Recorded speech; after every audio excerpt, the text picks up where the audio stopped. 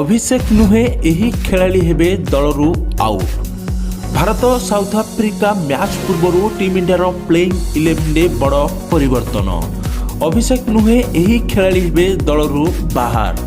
आज फेब्रुआरी 22 तारिख में आईसीसी टी20 विश्वकप सुपर 8 रे भारत दक्षिण आफ्रिका सहित महा मुकाबला करिबो। तेबे अहमदाबाद नरेंद्र मोदी स्टेडियम रे यही हाई वोल्टेज मैच पूर्व टीम इंडिया प्लेइंग 11 को नहीं चर्चा जोर धरी।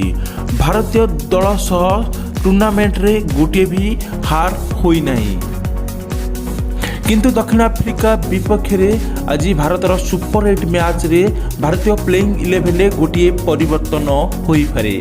अभिषेक शर्मा को टीम इंडिया प्लेइंग 11 रे बाद दिया जीवो नहीं।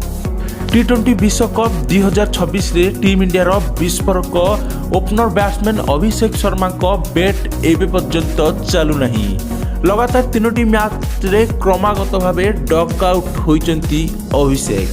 से ए पर्यंत विश्वकप रे निजर खाता खोली पारि नांती, किंतु तांको पूर्वरु यह स्पष्ट कर जायछि जे आजिर मैच रे पुणी थरे से टीम इंडिया पई ओपन करिवार नजर आसीबे एवं दक्षिण आफ्रिका विपक्ष मैच रे अक्षर पटेल टीम को फेरिबा बेले तांको स्थान रे वाशिंगटन सुंदर को दलरू बाद दिया जीवो।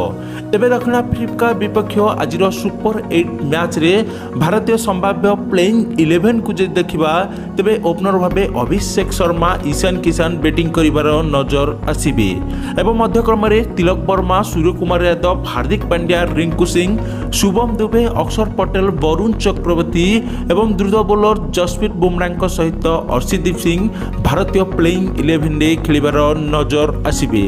तेबे दक्षिण आफ्रिका विपक्ष आजिर मैच रे team India विस्फोरक batsman Abhishek Sharma केते रन करिबे बोली भाबुचंती कमेंट करि जणांतु। ता सहित वीडियो को लाइक करी चैनल को सब्सक्राइब करंतु।